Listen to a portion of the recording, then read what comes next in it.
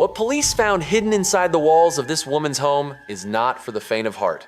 This is the mouth-dropping truth behind multiple solved missing persons cases where the answer was hiding in plain sight. You have to stick around until the end to hear the one clue that solved a decades-old mystery and shocked an entire town.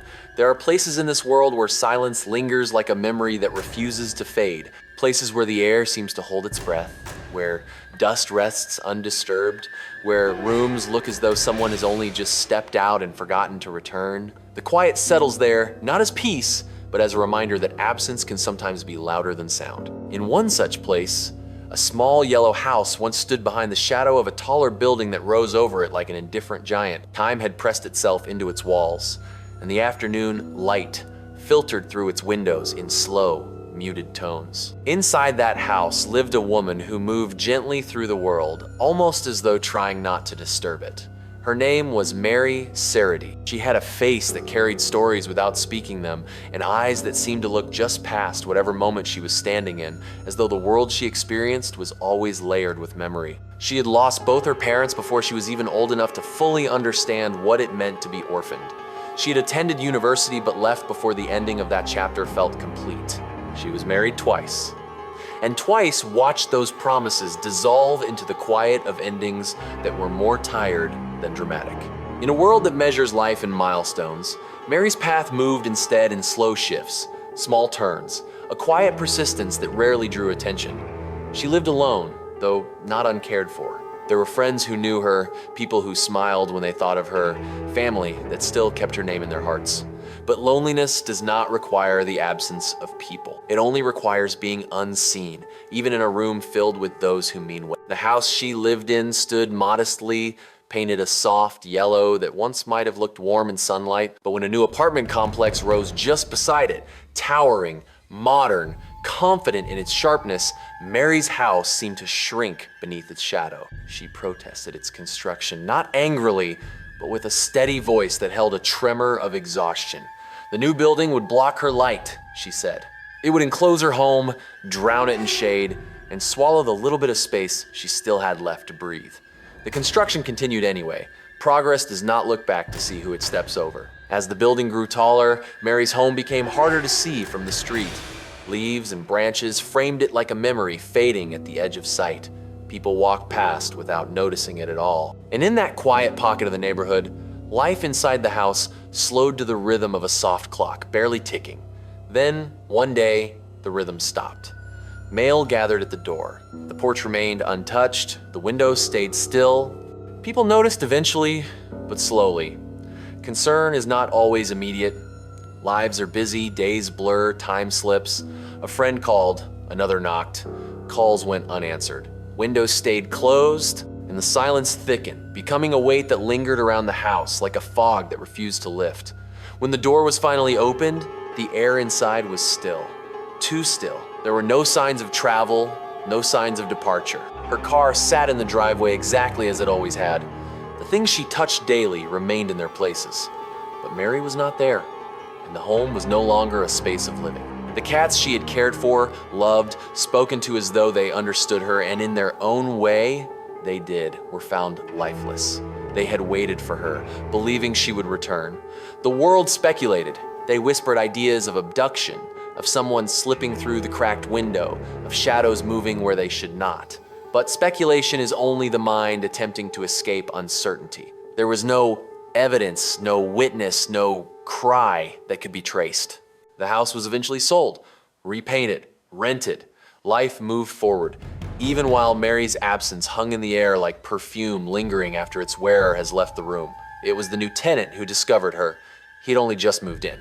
In the attic, between two walls, separated by the kind of narrow space no one would think to search, lay a body that time had already begun to soften. Glasses still rested on the face, shoes still clung to the feet. She had fallen. A loose floorboard, a misstep, a space too narrow for sound to escape, and a slow passing alone in the dark. She had been there all along, waiting for someone to find her. There are tragedies that scream, and there are tragedies that whisper. Hers whispered. It whispered in the places where no one listened, and the world, for a moment, felt quieter. But silence does not live in only one home. It does not settle in only one place. It travels, drifting like mist, to distant landscapes where lives unfold differently, yet end in echoes of the same quiet. Far from the shadowed rooms of that house, beneath the wide expanse of mountains where the horizon stretches outward like an invitation to breathe, another story was waiting. This story began with movement, not stillness, with breath, stride, heartbeat. With Jerica Binks, a young woman whose feet had learned the rhythm of running long before her life began to fracture. Running had always been her release, her grounding, her way of reaching something beyond herself and returning steadier than before. She had known struggle, yes, struggle that weighed heavily and left marks, but she had chosen to heal, chosen to fight her way forward, chosen to step into a sober home and rebuild. On a winter morning, she laced her shoes, she put on a hoodie, she stepped outside into the cold air that bit gently at her skin. She told her roommate she would be back, and she meant it.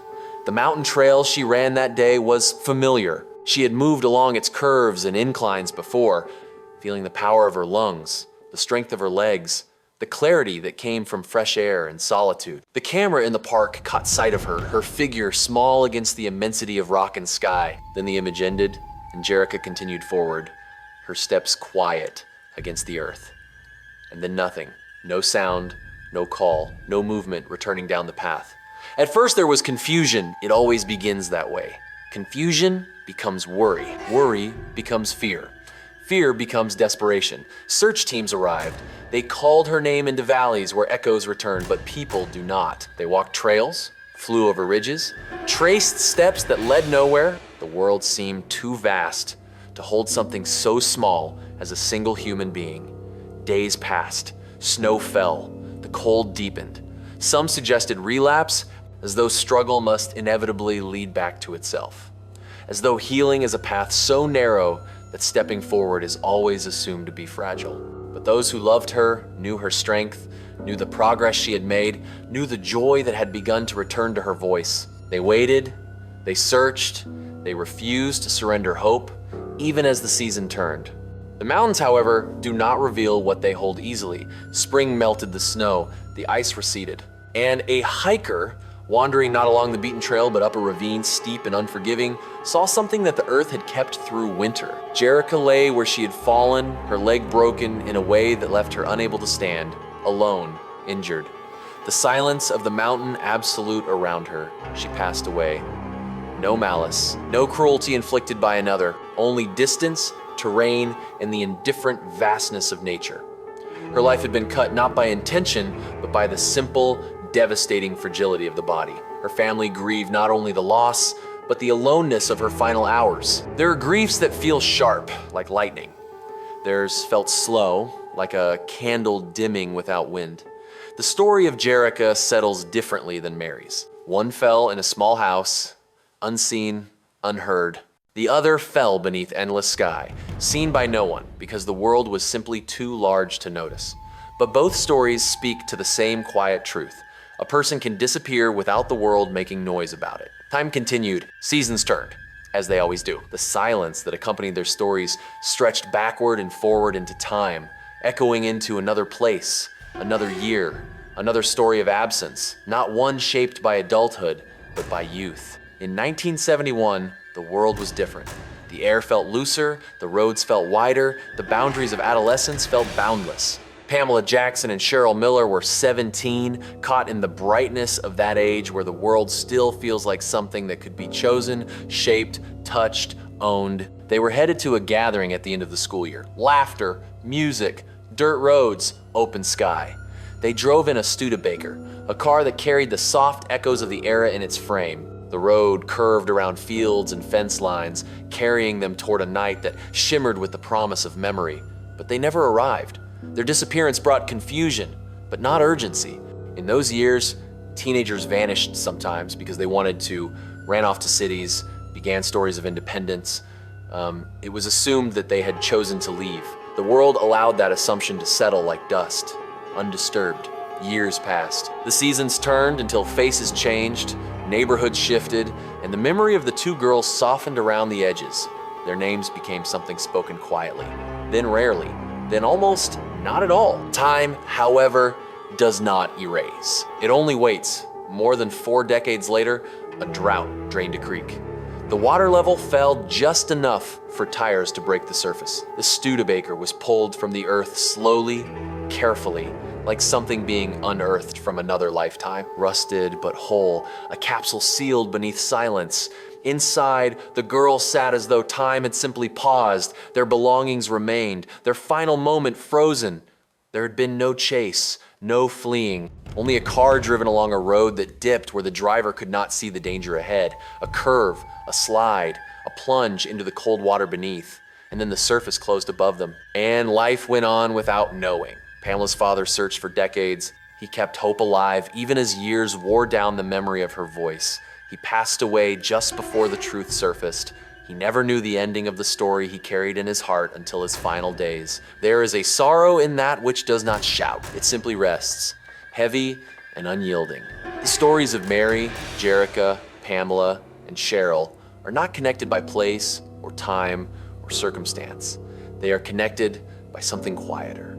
Something that lingers in the spaces between words, in the rooms where memory sits alone, in the mountain air where footsteps fade, in the water where light cannot reach. Their stories speak of the thin line between presence and absence, between being seen and being forgotten, between sound and silence.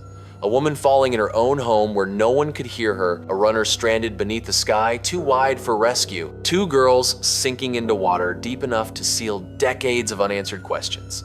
The world does not always break loudly.